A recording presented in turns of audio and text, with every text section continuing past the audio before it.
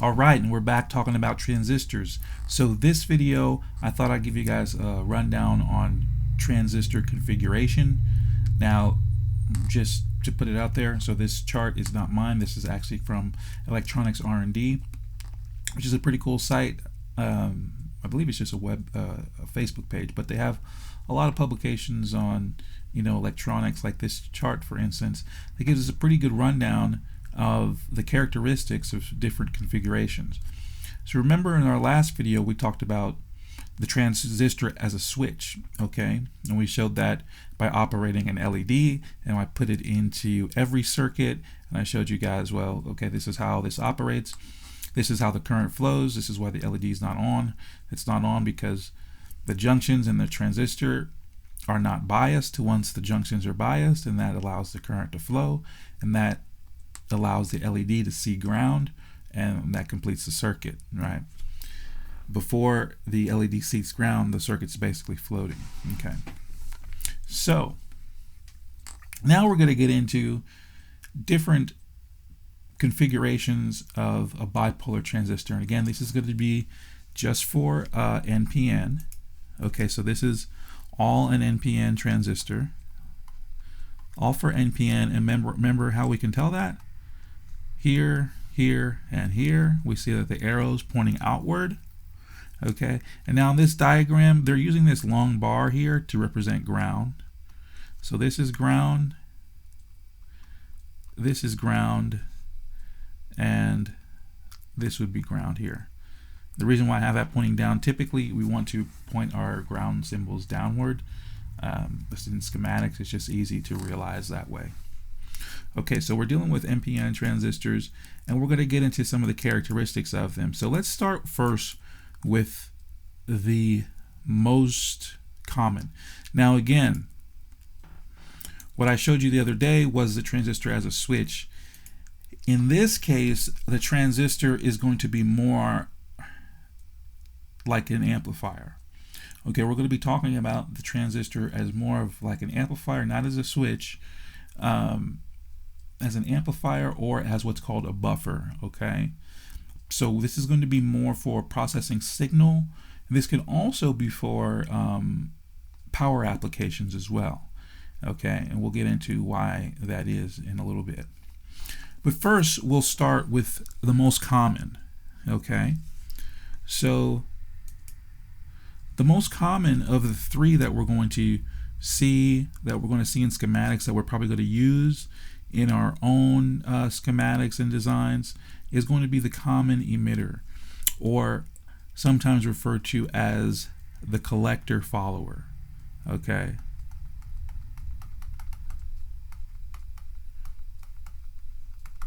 Why is it called the collector follower? Because the signal goes into the base. They don't have the input marks on this, but this is the input. In this case, this is going to be the input. In this case, the base is going to be the input. The base is generally our input, and this is partly why. The base is generally our input, and then the collector is generally our output. And part of why that is this is basically the typical way the transistor was designed to be used, is in common emitter mode or as a collector follower, right, where the input goes into the base, and then once it's biased, it comes out through the collector. Depending how your circuit's configured, the idea here is that you have a small signal here and that you'd have a larger signal coming out the other side. If we notice and look closely, the hump starts positive here at the beginning, and then it's negative at the beginning here, and we'll talk about why that is in a second here. So that's your common emitter follower. Again, we can talk about this. We might have different names for it. We might call it a gain stage, because this is where you're going to see some of your highest gains. This is where you're going to see some of your highest amplification. Okay, so we're going to refer to this as, again, the common emitter, which is a little less common actually to call it that. You might call it a collector follower, or you're going to call it a gain stage or a voltage stage. Okay, because this is or an amplification stage, because this is where your your signal is going to increase the most likely in your circuit. And you might have more than one of these in your circuit depending on what the needs are in the circuit. So with the common emitter, we have this table, and we can go into looking at what this table is going to tell us about it. So the first thing is the input impedance. The input impedance, it has its medium. I'd put an asterisk next to that. It's not always medium. The idea that they're trying to say is that it's higher than it is low, right? So it's a higher input impedance, but that input impedance can be pretty high depending on what kind of transistor you're using, what kind of bipolar transistor you're using, but also how you configure it, what kind of resistor that you put on the input as well, like that. That's also going to determine a bit of your input impedance. So it's not always medium. It could be, I would say, medium to high here. Medium to high. Now your output impedance is going to be high. This is true. So a collector follower is generally going to have a higher output impedance, and that's going to come out at the output. Now the phase shift, we have 180 degrees. So this is important to remember. This is why I have the humps in a different direction. The humps are really a sine wave, okay? And this sine wave starts out positive and goes negative. And when it comes out larger, but it comes out negative first and then goes positive. That's because by nature of how the transistor functions, it inverts the signal, okay? So your signal is going to be 180 degrees out of phase when it comes out, which again you plan for in your designs. That's why typically you'd have more than one gain stage, because basically put it through another gain stage and flip it back to zero. The voltage gain is going to be medium. I'd say medium to high. Again, it's depending on how it's configured, okay? The components, we'll talk about this in more depth later, but the components that are going to be the components you're going to rely on to get your voltage gain are going to be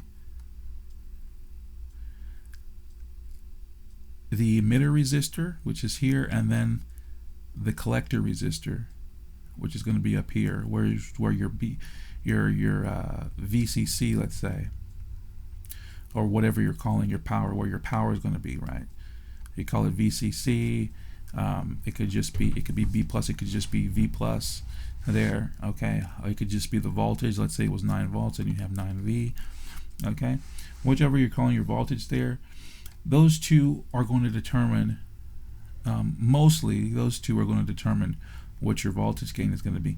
Now, what's going on with your base is going to play a role too in that characteristic as well. But these two are going to be the most dominating forces, right? These two resistors. Then we have your current gain.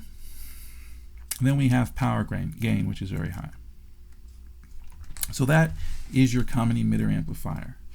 Let's talk about then the second most popular configuration for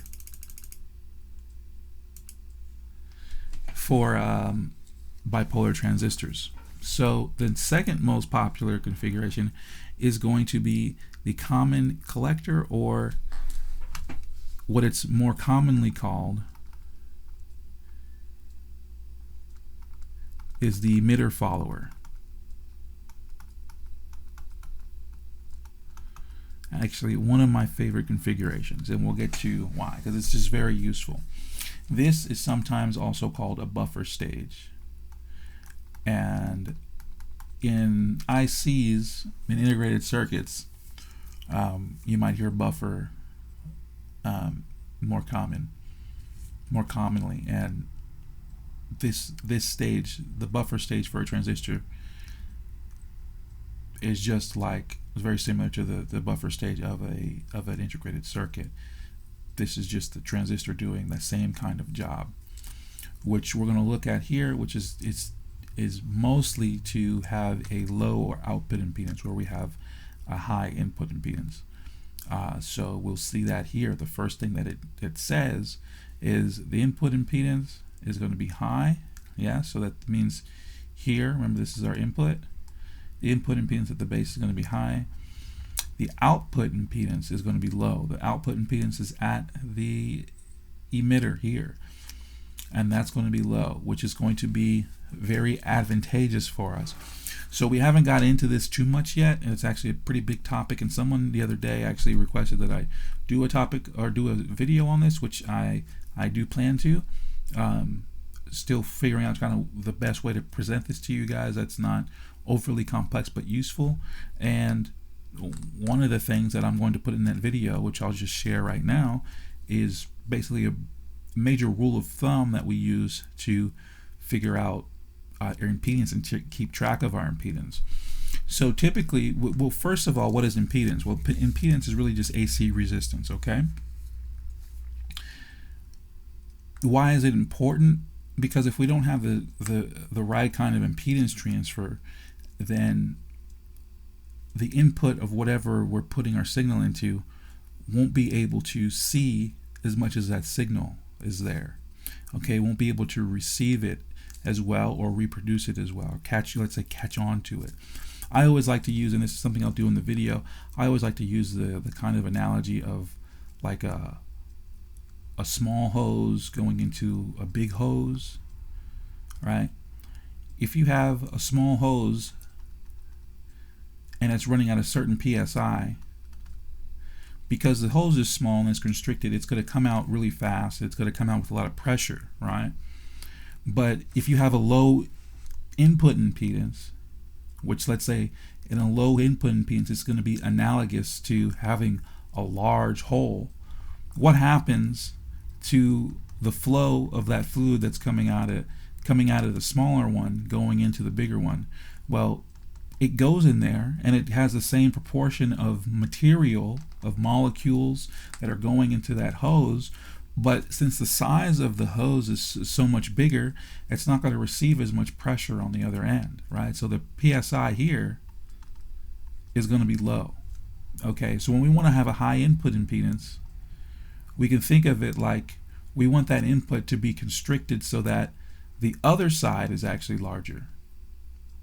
Okay, so that the other side is actually larger or has a lot of pressure, has that pressure, but we're also constricted here enough to where we can receive all of that pressure translated to the other side. So we have basically what they call, you can say, unity gain, where we're not losing any of that signal because we can receive it all because our hose is constricted enough to where we can actually consume all of what that signal is trying to give us. Okay, so I'll go over that again in when we talk about the impedance video, but this is why this is important, because there'll be times in circuits where we might have to use, let's say, an emitter or a common emitter follower, a collector follower. We have to use a collector follower, which we talked about here, to raise our gain of the circuit, but then that gives us a high output impedance, right? That gives us a high output impedance, and then the next stage might not be able to accept that high output impedance very well, so we have to convert that voltage gain through something that's going to give us a low impedance output. So we'll put it in a emitter follower to then get our low impedance. All right, so we have a good transfer of energy, right? This is all about transfer of energy, essentially. So just because we do something, just because we increase the energy, we increase the voltage of something. When I say voltage, I'm talking about AC signal voltage. When we increase the voltage swing of something, doesn't necessarily mean that all that energy is going to translate or get transferred to another piece of equipment or another device. It depends what the impedance characteristics of that device are, and if the impedance characteristics are right, or if we make them right, if we construct it properly, then it will be able to see and receive all of that transfer of energy. So the next thing is zero phase shift. Now this is another positive thing about this as well, is that we don't have to worry about any phase shift. So there's nothing that happens. Another thing we don't have to worry about, which is very good, is low voltage gain. And you might say, well, that doesn't sound good. I thought amplifiers were about amplifying things. Not always the case. Remember, they call this a buffer. They call this a buffer partly because of that impedance characteristic. When they're talking about a buffer, it's because it lowers the impedance. You get a lower output impedance, and you get something called unity gain, meaning the gain coming in is the same thing coming out. We just have better impedance characteristics, but our voltage swing is the same. It's not going to change anything coming in. Not going to, what we get in is what we get out. Same identical signal, which is actually very useful, right? We don't always want something like a collector follower where it's always going to transform our signal.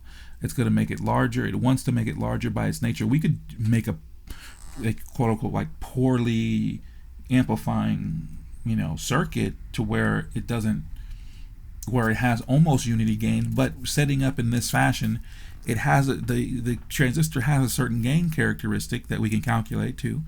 That'll be on the data sheets, and we can calculate based on the resistors that we have in the configuration what the gain characteristic is.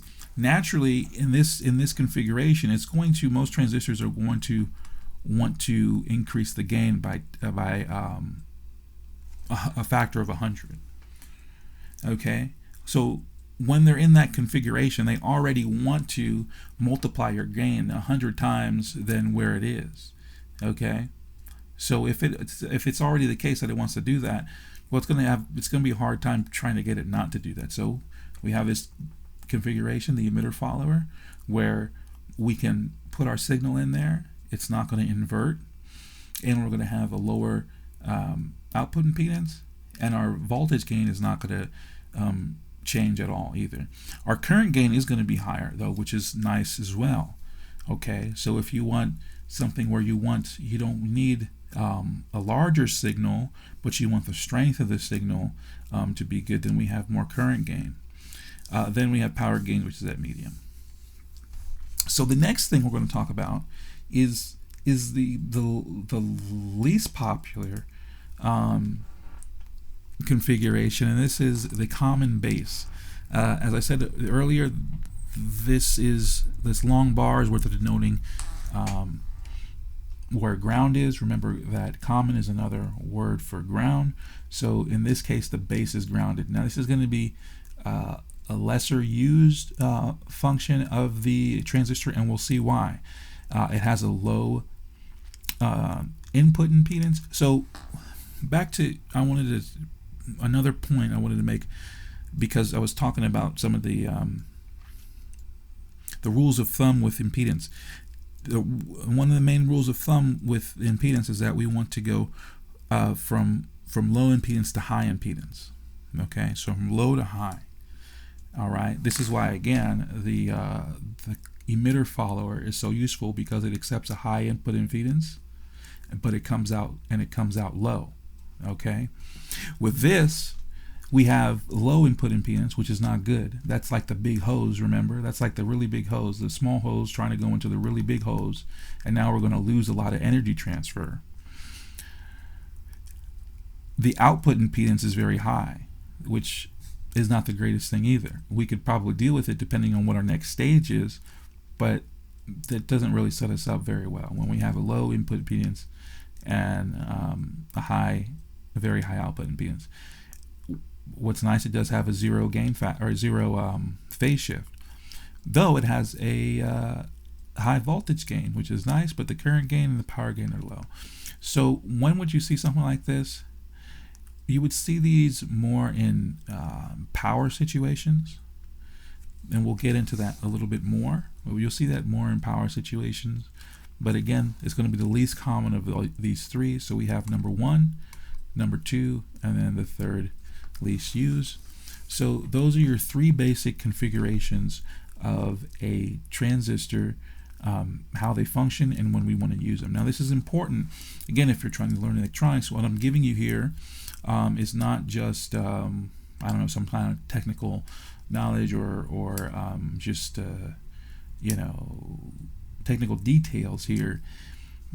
The idea is, what would I do if I was learning electronics right now. And what would I do with this information? Well, part of it, what I do right now is I'd probably go pull up some schematics, go look at some schematics, go look at maybe some schematics of something that you might build, or something you want to build, or something similar to what you want to build, or something you're curious about its function, and then look to see if it has any of these configurations. Does it have a collector follower in there? Does it have an emitter follower? Does it have a common base amplifier? And see if you can figure out why it's there. Did they put that collector follower in there because they needed a higher voltage swing? They wanted a high voltage swing. Let's say, did they put it in there because they needed to invert the signal? Okay. Do they have the emitter follower in there? Why? Because they wanted a lower output impedance, or is because they didn't want to change the gain of the amplifier? Okay. It's usually going to be more than one factor, right? But you see where I'm going with this. Maybe you see, which would be a more atypical case, maybe you see a circuit that you're interested in and it has a common base amplifier. When you ask the question, well, why is that there? Well, it would be for one of these reasons listed here, most likely. Okay, because these are the primary functions of those devices. So this is not just knowing how your transistor functions, what the transistors do, and what the common configurations are. This also helps you with circuit analysis. Okay, this is also basically the foundation as far as semiconductor circuits are concerned. You know, circuits with semiconductors. In school, if you're in school and you're watching these videos, a lot of your circuit analysis is going to be just with resistors, capacitors, with a lot of circuits that, quite frankly, are just they're theoretical. They're not really, they don't have a function, right? On this channel, I'm mostly talking to people who want to build things, or have a desire to understand how things work. And so most things that have a function, they're going to have a semiconductor in them. So we're going to look at this in terms of, hey, this is how, you know, semiconductor electronics, how most devices function. Most devices are going to have a transistor, or they're going to have integrated circuits. Integrated circuits are built off the same principle. Integrated circuits are just a ton of transistors put together to make a really efficient amplifier, and be put into one of these configurations. Now they do have their own, their pinout is different, but the functions are basically the same. We achieve the same kinds of things with integrated circuits as we do with transistors. We can just typically get greater results with integrated circuits, right?